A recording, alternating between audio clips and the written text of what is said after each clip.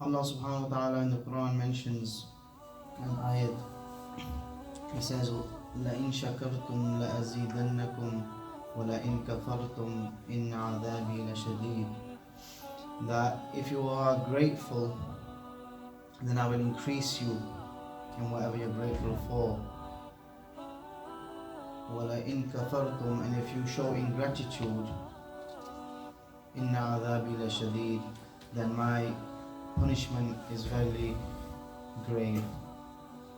So the reason I've started with this is because Alhamdulillah, we've got a few brothers in the masjid, we've got my ustad, my uncle, we've got so many people in the masjid that have come early on Jummah. It's a very big ni'mat and a big blessing from Allah.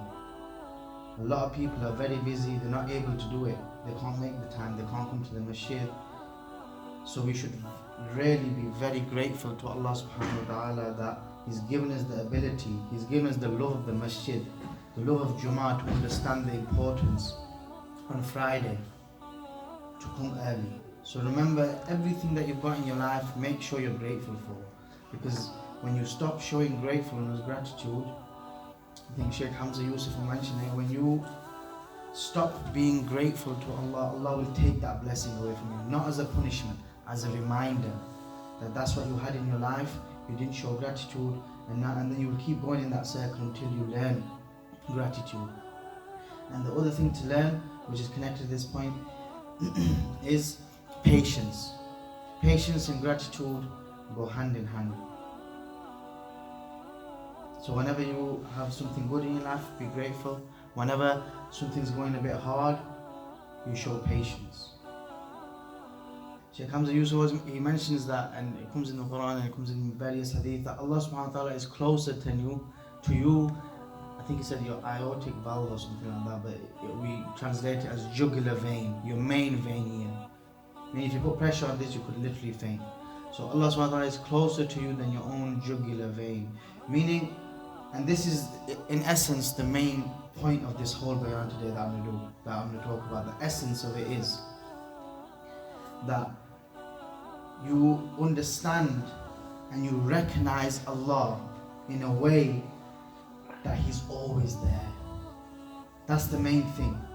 That's the purpose. Imam Ghazali in Ihya Ulumuddin, he says the main reason I wrote this book, and if you look at his biography and what he went through in his life, Allahu Akbar, he went through such a big circle to the point that he was at one point, equivalent of today, he's the headmaster or one of the main lecturers in Oxford, and he realized I've been doing it for the wrong reason, and he literally left and didn't tell anyone. Imagine that, the headmaster of Oxford, he doesn't tell anyone, leaves one day, and it's reported that he went to another city and he started sweeping the masjid.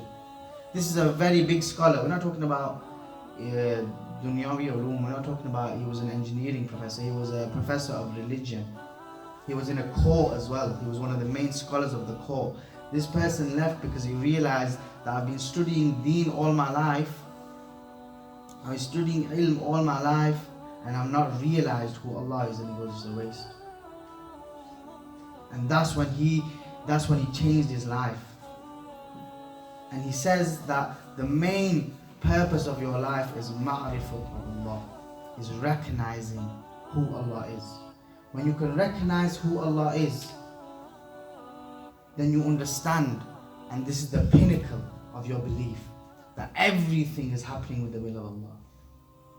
SubhanAllah, when you go on Jamaat, 3 days, the brothers that have got connection with Tabligh, all they tell you is, remember, Allah does everything, not this doesn't fall, a leaf doesn't fall with it, and you take it very lightly. I've been there myself. You take it very lightly, you just say it rolls off the tongue after a bit. But when you realize that everything, today I couldn't get to the masjid without the will of Allah. And this links back to the point that I said in the beginning, make sure that you have 2 things in your life at all times: gratitude and patience. Because when Allah gives you a blessing, He's giving you and He's right there. Remember we said Allah's closer to you than your jugular vein. He's right there, He's watching you. I've given my slave, I've given my banda a big blessing. Let's see how he reacts to it. He shows gratitude, I'll give you more. Allah's treasures are endless. You don't show gratitude, Allah will take it away. And then, and like I said, it's not a punishment, it's to remind you.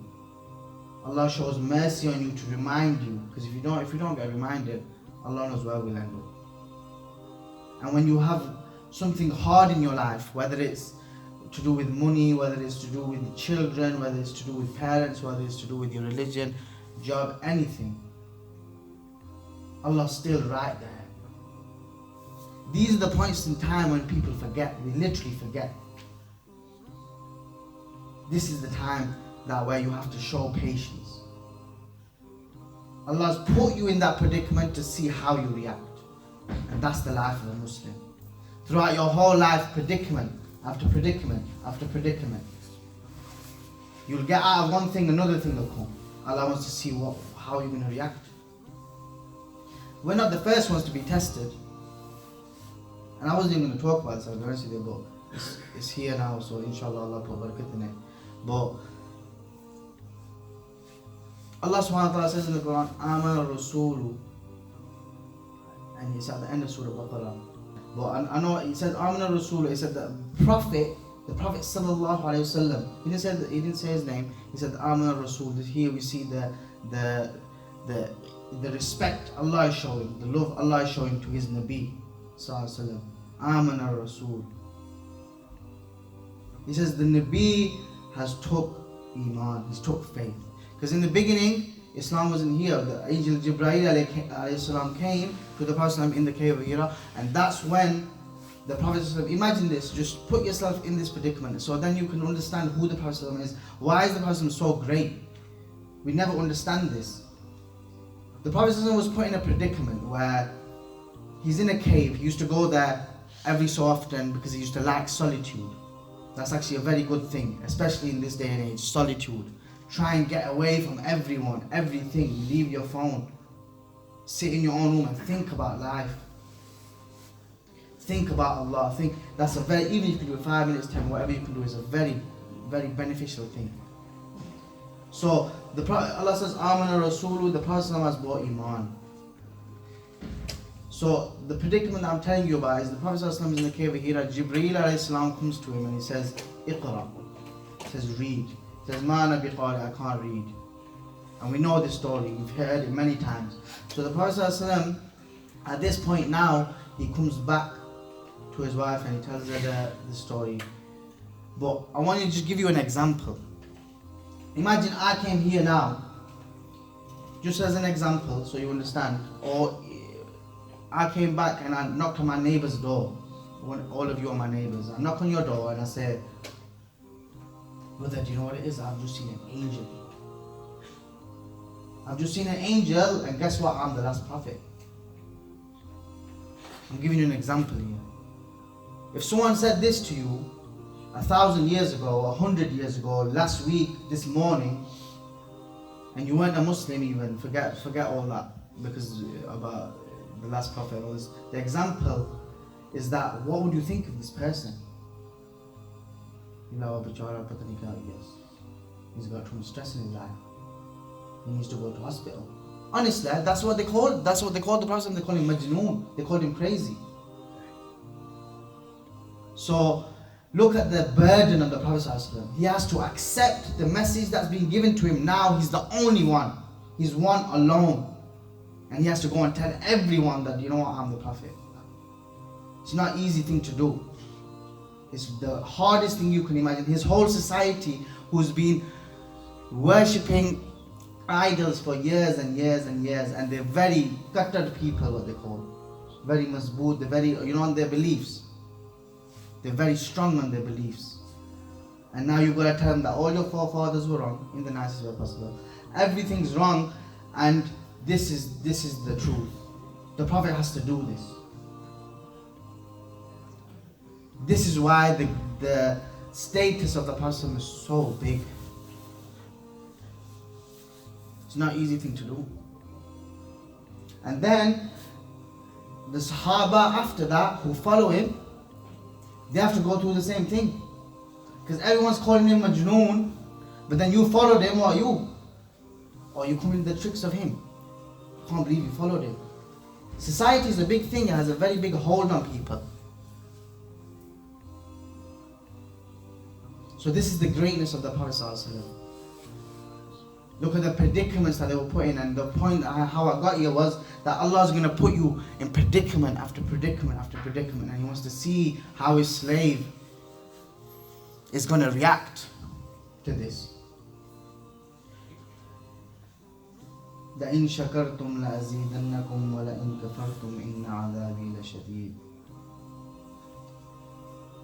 So that's two things always remember in your life: patience and gratitude.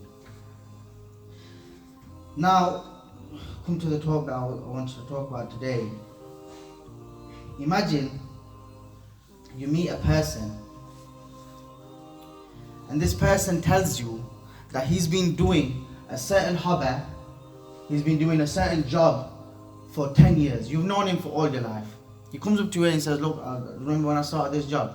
Remember when I started playing basketball? Remember when I started boxing? Remember when I started playing tennis? He tells you that he started this hobby or this job or whatever is new in his life, he's done it for 10 years.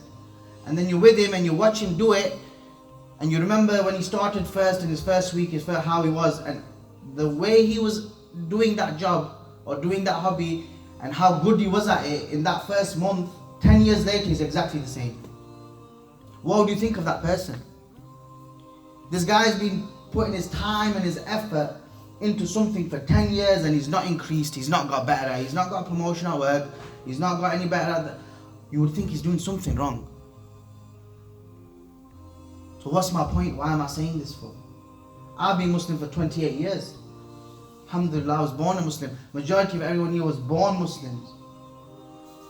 You can think about how long you've been Muslim yourself.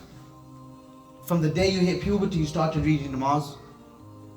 You read as much namaz as you could. You came to masjid 5 to 7 for maybe at least 5 to 6 years. We all go through the same procedures in England. We understand what's going on. And yet the namaz that you read is exactly the same. Now, it is for me.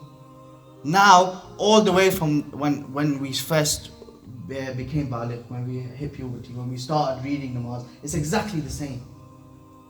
And day after day, week after week, month after month, there's people coming up here telling you about stories of people that used to be in namaz. The Sahaba used to say to each other, how's your iman today?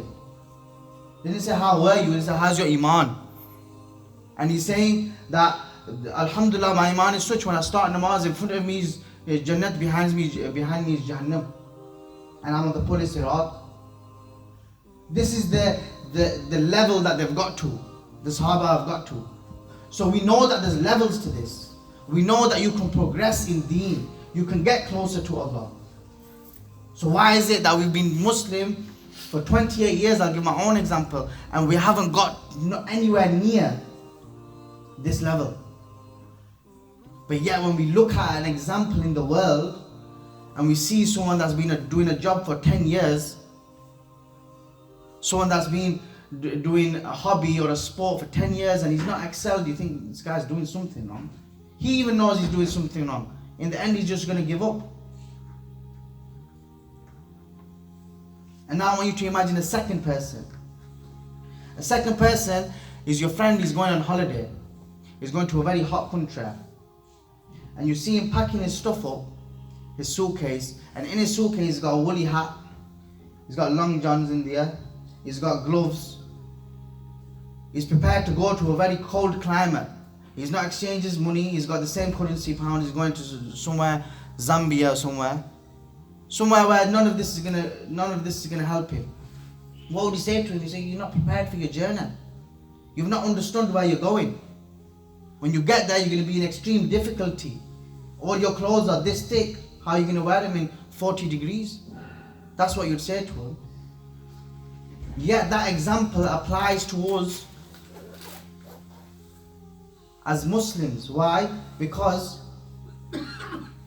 we know where we're going. We know what the journey is. We know what the destination is. Yet the things that we're packing in our suitcase are wrong.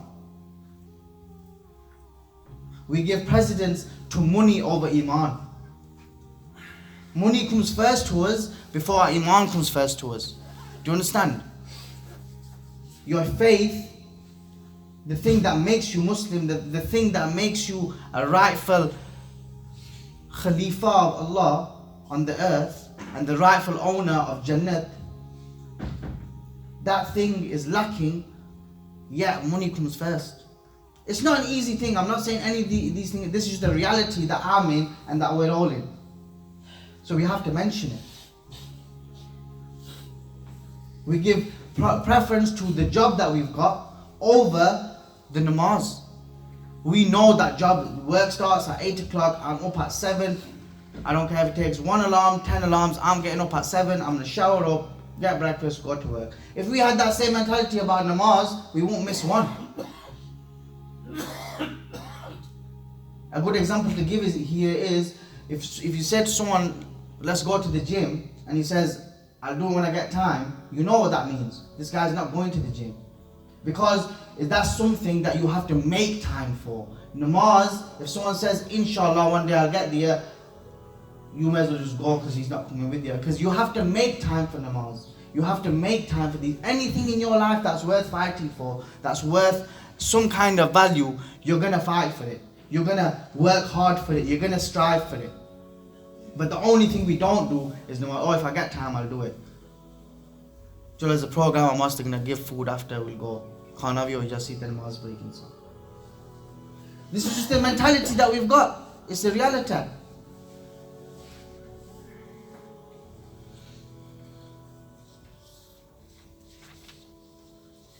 And it's the same way, there's a few more examples that I've written down, I don't want to run out of time.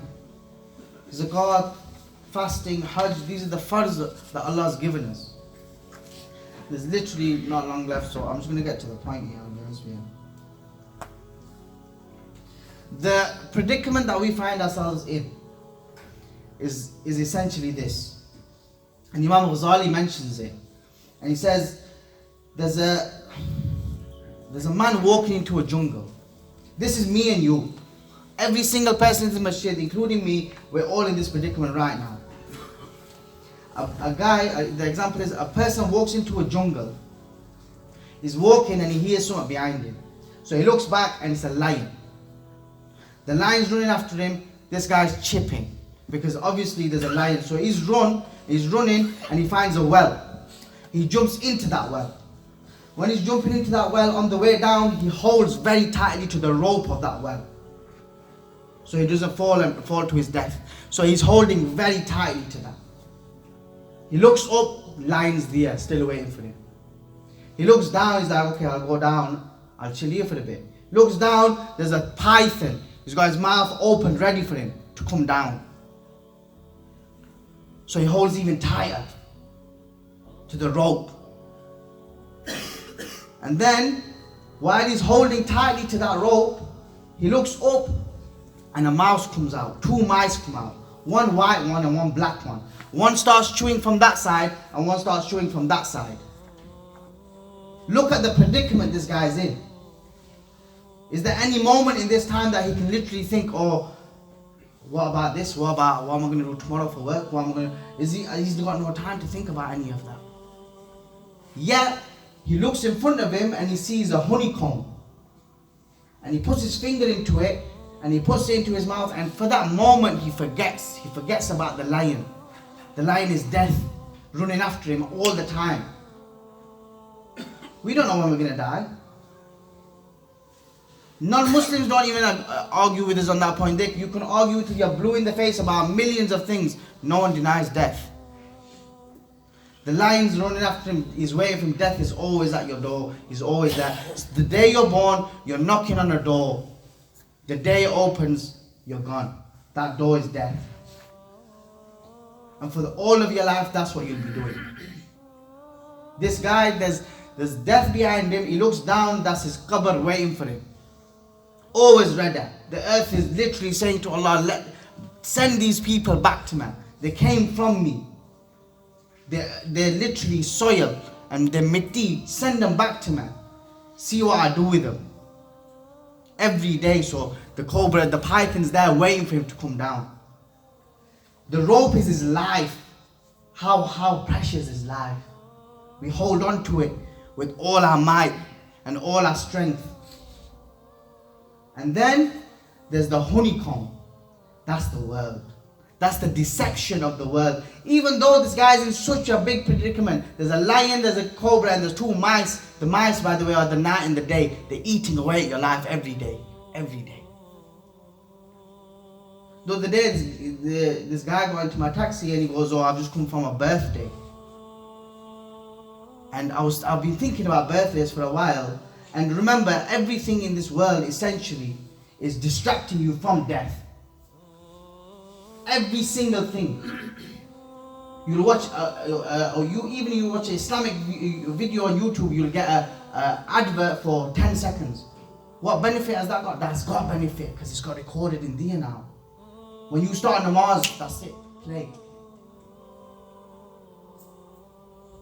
Everything has a purpose. Everything's there to distract you from death. Even the fact that you're getting closer to it. Birthday. I'm not here to give a ruling on birthdays. All I'm saying is I've thought about birthdays and the fact that you're getting closer to death, but then you're celebrating what you've done in the past year is just another distraction for birthdays. Do you get what I mean? It's another distraction from death. So essentially that's what's going on. We are getting distracted from death day and night. And we are literally in that predicament. So that's how you should think of life. You do what you need to do, but you have to put your deen first. And there's not enough time to go through all of this. So the Prophet ﷺ said in a hadith, he said, بَيْنَ الْعَبْدِ وَبَيْنَ الْكُفْرِ تَرْكُ الصَّلَاةِ. He said that between the slave of Allah and between disbelief, between a believer and his disbelief is one thing.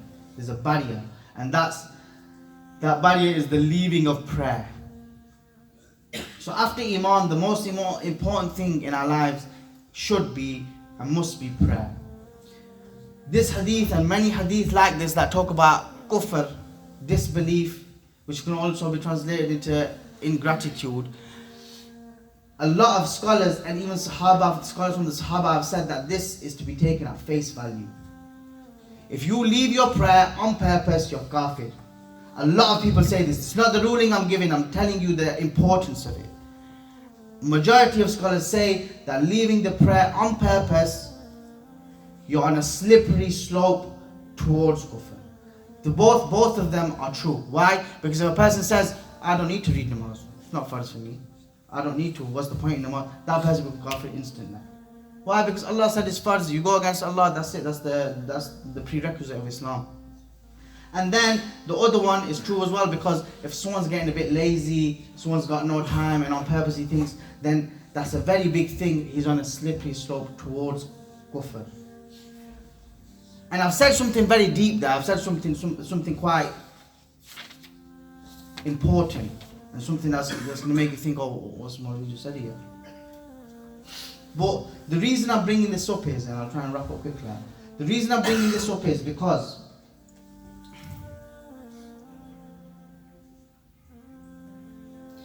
we live in a society today that tells us that you have to be modern, you have to be progressive. And they've got their own definition of it. In the West, they have their own definition of what modernism is and what progression is. And I want you to understand, a lot of people are going to have children here. And those children are going to be going to school on a daily basis. And the point that I want to bring to you is that if your kids are going to school and they're being told that they're not progressive because they're Muslim, they're not modern because they're Muslim, what's the opposite of progression? It's regression. You're backwards. If they're told that your beliefs are backwards, they're this big, they don't understand. We also think that, "Oh, he's got too much on his plate right now, so when he gets older we'll teach him then." That's our mentality when they're in primary school. But they're going to school and their friends, non-Muslim friends, and the phones that we've given them and the TV shows that they're watching are telling them what? You should have freedom. Because freedom is progression. Freedom is progression. You should have this. You should be able to do whatever you want, whenever you want, however you want. So on one side, we've got our children going to school, our young brothers and sisters going to school, and they're being told that you should be able to do anything you want at any time. Then they come home And we're like, no, you can't eat haram.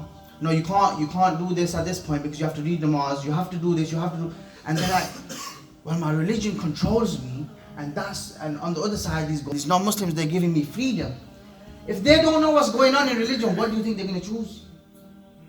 They're not going to come home and say, oh, that's not going to, alhamdulillah, that's not happening at the moment. So we're not that far. We've not gone too far where our children are coming home and saying we don't believe anymore. It's still happening. But we're not at that point yet. So we can't do a U-turn. And the thing is, they're not going to do that. But what's going to happen is in their hearts, they're going to have a bad experience with their religion. From this age, they're going to have a very bad experience of Islam. Every time someone asks about the religion, they're going to be shy. And then that's it. What did we just say? Bainul abdi.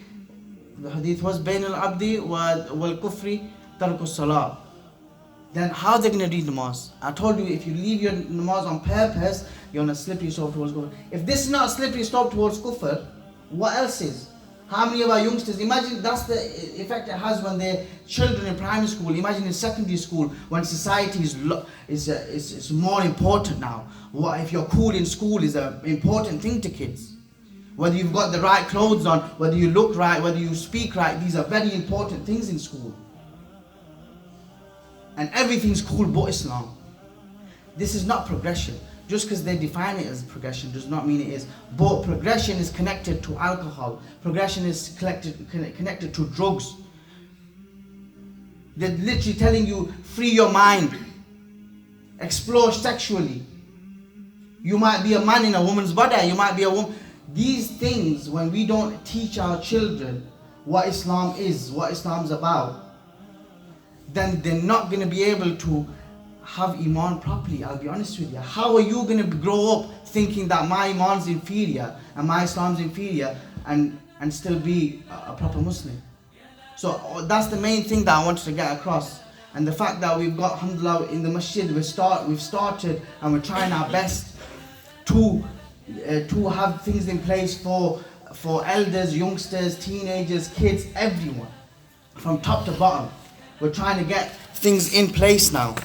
So that this predicament, we can't just do it on our own. The Maulvi at the masjid for 2 hours a day can't do it on his own. I'll be honest with you. I'm doing it right now. It's literally impossible. You get through Quran, surahs, hadith, a bit of du'as, and that's it. You 2 hours. I've already got 20 kids as well, and that's if they all turn up. You get what I mean? So what I'm trying to say is, if the elders and the people that are in charge of these children, if you start coming to the masjid, then your children will as well, and then we'll have more of a chance of not even just keeping our Iman, but strengthening our Iman and getting close to Allah subhanahu wa ta'ala. May Allah give us tawfiq to act upon what was being said though, because it was very important, I'll be honest with you, and it had to be said. May Allah give us tawfiq to act upon what was being said.